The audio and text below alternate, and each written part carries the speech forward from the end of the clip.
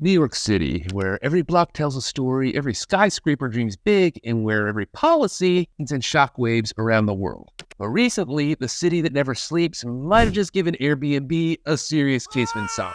With new regulations taking hold, New York City has set the stage for what some are calling the Airbnb apocalypse. The law is called Local Order 18, which kind of sounds like Order 66 from Star Wars.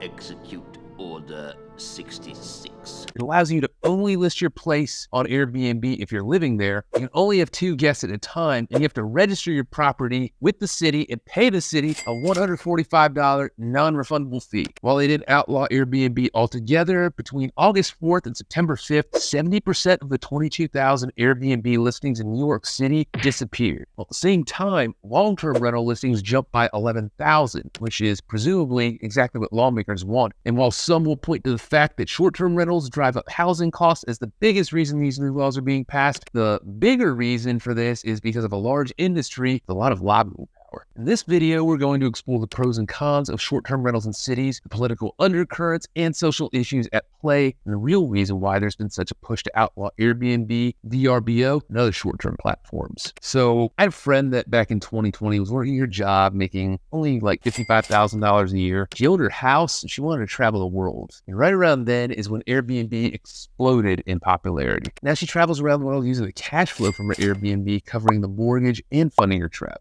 There's stories like this all over social media with a lot of gurus, some real, some not so real, selling you courses for thousands of dollars on how to buy property and convert it to a short-term rental, and then you'll be magically financially free and you'll never have to work. So it's no wonder why the passive income prospect of Airbnb can be so alluring to a lot of people. While it's true some have been able to make this happen, it was much easier to do in 2020 when interest rates were 3% and housing was 30-40% less than it is right now. Much harder to do these days. There's also an argument to be made that Airbnb and short-term rentals give a more unique and authentic travel experience, and it can be significantly cheaper than a hotel, especially for people with kids or large groups. There's also an argument to be made that short-term rentals attract more tourists to spend more money on local businesses and help neighborhoods flourish. While there's a lot of pluses to having short-term rentals in your city, there are some significant downsides too. For one, it can contribute to housing market inflation. In cities where properties are increasingly being converted to short-term rentals, it can lead to rising property values and fewer long-term rental options. For young people that don't really have that much money, it can be easy to be highly resentful of short-term rental platforms and landlords alike as the reason for this. It's important to point out the underlying cause of unaffordable cost of living goes a lot deeper than just short-term rentals. It's easy to just point the finger at one thing and say they're the bad guy, but this housing crisis goes back to decades of bad economic policy at the local and federal level. While short-term rentals are a factor in the housing costs being unaffordable, it is not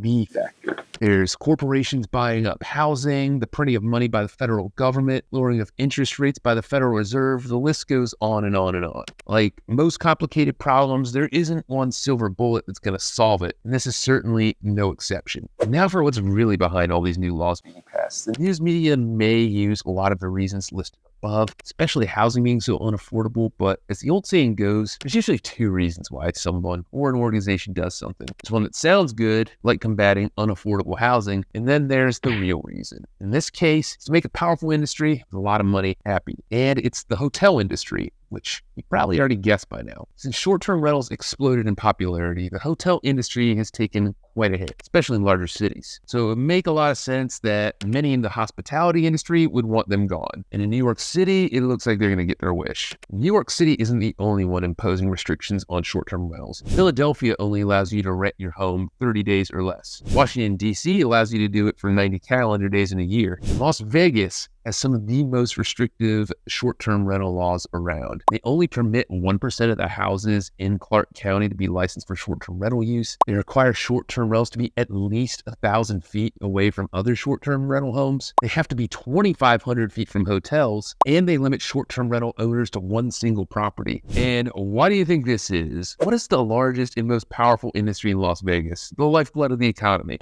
Oh, that's right. The hotel tourism industry. Now that one of the biggest cities in the world, New York City, has cracked down on short-term rentals, it raises a lot of questions. Is this the first in a series of much larger dominoes to fall? It's definitely possible. Cracking down on short-term rentals seems to be the popular political thing to do right now. Are Airbnb owners screwed? Unfortunately, they probably are. Many are going to be forced to convert their properties to long-term rentals as they have little recourse. They could try to fly under the radar, but there's already stories of $5,000 fines being levied in New York City for illegal Airbnbs. Are all these regulations actually going to do anything to lower the cost of housing? That remains to be seen. Like I alluded to before, the housing affordability issue goes a lot deeper than just short-term rentals. So maybe it'll lower them marginally, but again, we'll see. It also raises a lot of other questions. Are all of these regulations the government's imposing infringing on private property laws by telling homeowners what they can and can't do with their property? Or is it cities just doing what they need to do to keep housing affordable? Or are all of these cities in the pocket of the hotel industry and are they bending to their will? In my opinion, all three can be true at the same time, but all the money, I think you'll come to the same conclusion as me. The hotels are the biggest players in this. I think it's foolish to think the government actually cares about housing affordability. Like I said, there's two reasons for people doing anything. One that sounds good and the real reason. But I want to hear your thoughts. Do you think this is good, bad, maybe something in between? Let me know in the comment section and make sure to subscribe for more personal finance content.